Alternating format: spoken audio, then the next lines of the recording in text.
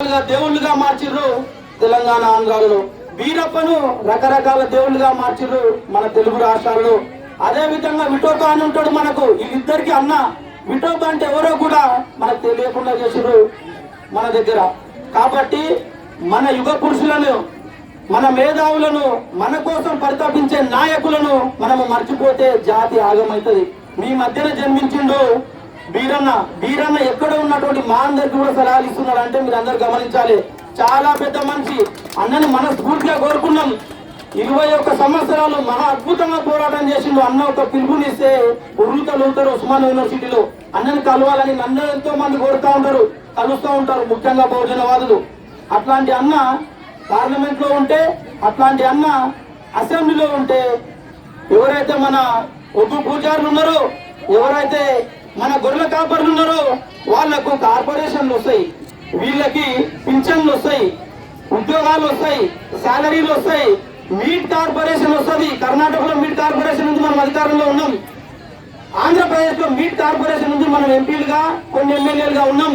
తెలంగాణ వరకు రాలేదు meet corporation, కుర్మ corporation రాలేదు. తెలంగాణ వరకు మిగతా రాష్ట్రాల్లో ఉన్నది. ఇప్పుడు మొన్న వచ్చినటువంటి ముఖ్యమంత్రి గారు అయితే మాట అయితే ఇచ్చినారు, ఖచ్చితంగా కుర్మ కార్పొరేషన్ ప్రకటిస్తామని. గొప్ప విషయం అది, మీరు ప్రకటించాలి. మా దాంట్లో ఉన్న పెద్దలను మేము దాంట్లో మీద కూర్చోబెట్టుకుంటాం, వాళ్ళ ద్వారా సలహాలు సూచనలు తీసుకుంటాం. అదే విధంగా ఇంతకుముందు నేను చెప్పినట్టుగా ఒగ్గు పూజారులకు కూడా మల్లన్న ఉన్నొక్క మల్లన్న కొమ్మరిని కూడా మార్చే ప్రయత్నం జరిగితే కొంత చైతన్యాన్ని పొందినాం కాబట్టి అడ్డుకున్నాం, ఆపినాం. దాని ద్వారా పూజ చేసామంటే లేదు, మల్లన్నకు బండారే పడుతుంది అంటే మొన్న వచ్చిన డోలే పడుతుంది, బండారే పడుతుంది, బండారుతోనే లగ్గం ఆడుతుందని మొన్న పోరాటం చేస్తే మొన్న వచ్చినటువంటి మన కొండ సురేఖ గారు దగ్గరుండి బండారేసి లగ్గం చేపించినారు. వారికి ధన్యవాదాలు మన బొబ్బిలిగామ నుంచి. అలాగే మనము విఠోబా, మల్లన్న, బీరోబా చరిత్రను ఎట్లాగైతే తెలుసుకోవాలో, ఎట్లాగైతే పుస్తకాలలో రాయాలో, అదే విధంగా వీళ్ళందరికీ అక్క అయినటువంటి అక్క మహంకాల్ని కూడా మనం తలుచుకోవాలి. బీరప్ప గుడి ముందు ఉన్నా కాబట్టి ఈ దేవుళ్ళందరిలోకెల్లా గొప్ప గుణం ఉన్న దేవుడు బీరప్ప దేవుడు. ఎందుకంటే తనకు తన అక్క గుడి అయినటువంటి అక్క మహంకాళి గుడి లేకుండా తనకు గుడి కట్టొద్దు ఈ దేశంలో అని చెప్పిండు. తనకు అక్క అయినటువంటి అక్క మహంకాళికి తొలి పూజ చేయకుండా నాకు పూజ చేయొద్దు అని చెప్పిండు బీరప్ప దేవుడు. ఎందుకంటే మహిళలకు ఆనాడే అంత గౌరవం ఇచ్చినటువంటి దేవాది దేవుడు మన బీరప్ప దేవుడు. ఎవరో మనకు నేర్పాల్సిన ఇట్లా గొప్పది.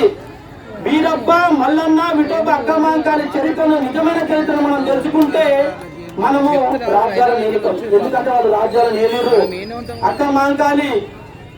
అక్క మహంకాళి మధ్యప్రదేశ్ రాజ్యాన్ని ఏలింది. వీరన్నకు ఎన్నో రాజ్యాలను అప్పచెప్పింది.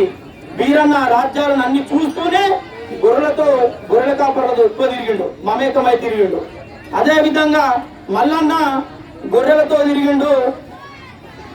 మన నదులు, కృష్ణ నదితో పాటు గంగా నది, ఎన్ని నదులు ఉన్నాయి, అన్ని నదుల చుట్టూ ఉండే గుడులన్నీ కూడా మన గుడులే ఉంటాయి. మేము మొన్న వెళ్ళినాము మహారాష్ట్ర పర్వానికి వెళ్ళినాము. అక్కడ ఉన్నటువంటి నది చుట్టూ కూడా ఎక్కడ చూసినా విఠోబా దేవుడే ఉన్నాడు, ఎక్కడ చూసినా మల్లన్న దేవుడే ఉన్నాడు. ఎందుకంటే విఠోబా, మల్లన్న బీరప్పకు అన్న విఠోబా. పండరిపురంలో లక్షలాది మంది, అంతెందుకు మన వేములవాడలో ఉన్నటువంటి వేములవాడలో ఉన్న రాజన్న విఠోబనే. మన కాకతీయులు, మన వాళ్ళు కాకతీయులు ఏలినంత వరకు విఠోబగానే ఉన్నాడు, మన పండురంగడుగానే ఉన్నాడు. ఎప్పుడైతే కాకతీయుల రాజ్యం పోయిందో మరుక్షణమే అక్కడ దేవుడే మాయమైండు, వేరే దేవుడు వచ్చిండు. ఇప్పుడు ఎవరు తెలియని దేవుడు పూజలు అవుతా ఉంటాయి అక్కడ. మన చరిత్ర మనం మరిస్తే ఆదా మరిస్తే అంత డేంజర్ గా ఉంటది. సాంస్కృతిక విప్లవం వస్తే మన వాళ్ళు గొర్రెలు, ఇప్పుడు బండారు ఉన్నది. బండారు అంటే ఏ రోజు తన గ్రామం దాటకుండా విలేజ్ లో గొర్రెలు కాసే వ్యక్తికి కూడా అర్థమవుతుంది. కొన్ని వేల సంవత్సరాలు, కొన్ని లక్షల సంవత్సరాలకి మన జాతికి ఇచ్చిరు. వాళ్ళు చైతన్యం ఉండాలంటే బండారు ఇచ్చిరు. నువ్వు ఇంట్లో పడుకున్నా తెలుస్తుంది, అమెరికాలో ఉన్నోడు తెలుస్తుంది, నువ్వు విదేశాలు దాటిపోయిన వాళ్ళకు కూడా బండారు తెలుస్తుంది. ఈ బండారు మనని కలుపుతుంది. బండారుని మనకి ఎందుకు ఇచ్చిందంటే మనం ఎప్పుడు కలిసి ఉండడానికి. బండారుని పిడికిల్లో పట్టుకొని యుద్ధానికి పోతే విజయంతోనే బయటకు వస్తాం.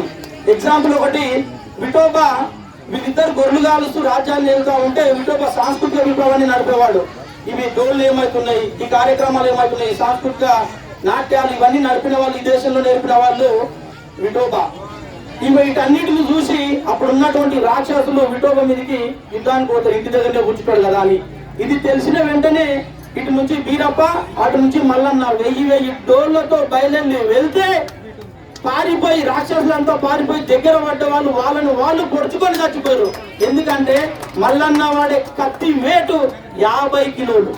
50 కిలోల కత్తిని వాడతాడు మల్లన్న, ఒక్కటే దెబ్బ కథం మల్లన్న. అదే మల్లన్న ఈ బ్రాహ్మణులతో కలుపుకుంటే కూడా అందరికి నష్టాలు కష్టాలు వచ్చి రాక్షసులు సతాయిస్తున్నప్పుడు అందరు దేవుళ్ళని మొక్కుకున్నారు, మమ్మల్ని కాపాడుండి కాపాడుండి కాపాడు అని. చివరిగా మల్లన్న ఇంటికి వెళ్ళిరు. మల్లన్న ఇంటికి వెళ్ళి మాకు ఈ సమస్య వచ్చింది, రాక్షసులు మమ్మల్ని ఇబ్బందులు పెడతా ఉన్నాయి, మా పంటలు తింటా ఉన్నాయి, మా గొర్రెలు తింటా ఉన్నాయి, మా జీవులు తింటా ఉన్నాయి, మా పిల్లల్ని ఎత్తుకపోతా ఉన్నాయని. మల్లన్న ఏదైతే ఖడ్గాన్ని చేతబూని బయటికి వెళ్ళి నిండు అమావాస్య సోమవతి, మన ఉగ్గు పూజలో తెలుసు, సోమవతి అమావాస్య రోజున రాత్రి మొత్తం జరిగిన యుద్ధంలో రాక్షస సైన్యం ఎక్కుంటే మన మల్లన్న తోడుగా, మన కుక్కలను ఎందుకు అంత గౌరవిస్తామో తెలుసా, మల్లన్నకు తోడుగా రాక్షసులను తరిమి తరిమి తరిమి కొట్టినవి మన కుక్కలు సైన్యం. కాలభైరవుడు అంత రేంజ్ లో యుద్ధం నడిపి మార్నింగ్ వరకు యుద్ధాన్ని ఖతం చేసి మణి మల్ల అనే అతిపెద్ద రాక్షసులను అంతమొందించి తెల్లవారి రోజు తన కుక్కలతో తన మిగిలిన సైన్యాలతో విలేజ్లకు గ్రామానికి వచ్చినప్పుడు మన వాళ్ళు బండారు పైన చల్లి పండుగ జరుపుకుంటారు. అప్పటి నుండే హోలీ పండుగ స్టార్ట్ అయింది. హోలీ పండుగ చరిత్ర లేదు, ఎవరికి అంతా వాళ్ళే రాసుకుంటారు. హోలీ స్టార్ట్ అయింది బండారుతో.